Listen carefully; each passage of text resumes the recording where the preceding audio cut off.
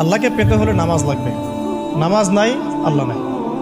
ওয়াস্তাঈনু বিস-সাবরি ওয়াস-সালাহ, তোমরা সবর এবং সালাতের মধ্য দিয়ে আল্লাহর সাহায্য প্রার্থনা করো। আমরা এই জন্য নামাজে বলি ইয়াকা না'বুদু ওয়া ইয়াকা নাস্তাঈন, আমরা শুধু আপনারই ইবাদত করি এবং আপনার কাছেই সাহায্য প্রার্থনা করি। আল্লাহকে পেতে হলে নামাজের কোনো বিকল্প নাই। যে ব্যক্তি নামাজ পড়ে না আল্লাহর সাথে তার কোনো সম্পর্ক নেই। আপনি যে কোনো কিছু চাচ্ছেন সেজদায় পড়ে আল্লাহর সামনে আত্মসমর্পণ করেই চাইতে হবে। আল্লাহ পাক কি বলেছেন? সেজদা করো, নিকটবর্তী হও। ব্যাখ্যা অনেক করা যায়, নামাজ না পড়লে কিন্তু মানুষ কুফরিতে লিপ্ত হয়।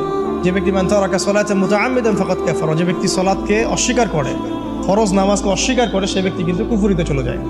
বাইনা রাজুলি ওয়া বাইনা শিরকি ওয়াল কুফরি তারকুস সালাহ, একজন মুমিন বান্দা এবং অমুসলিমদের মধ্যে পার্থক্যই নামাজ। এক বাক্যে নামাজ না পড়লে ইসলামের রশিটা কেটে যাবে। মুআয বিন জাবালকে নবী সাল্লাল্লাহু আলাইহি ওয়াসাল্লাম বলেছেন, কেউ যদি সালাতকে ইচ্ছা করে ছেড়ে দেয় সে ব্যক্তি আল্লাহর জিম্মেদারি থেকে মুক্ত হয়ে যাবে। তার উপর আল্লাহর কোনো জিম্মাদারি নাই, আল্লাহর নিরাপত্তা জিম্মাদারি থেকে সে